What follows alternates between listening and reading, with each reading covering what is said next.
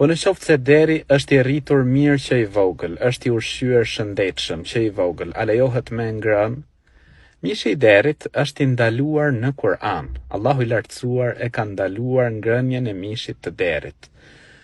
Në shumë gjëra, pra shumica e gjërave janë të lejuara. Janë disa gjëra, pra me numër, që janë të ndaluara, siç është ngordhësira, siç është gjaku i derdhur, siç është mishi i derrit. Pra këto janë gjëra të ndyta, të pista. Sa do ti pra të mendosh se jo po e ushqej pastër, derri është i pistë, është i ndytë. Allahu i lartësuar e përmend në Kur'an. Dhe Zoti i gjithësisë e di më së miri se çfarë i bën dobi njeriut, sepse ai na ka kriju.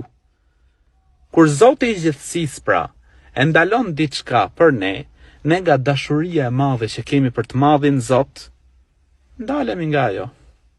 Allahu i lartësuar pra e ka ndaluar që të hahet mishi i derit, ne e zbatojmë urdhrin e Zotit të gjithësisë. Dhe mishi i derit është i ndytë, është i pistë, larg papastërtive.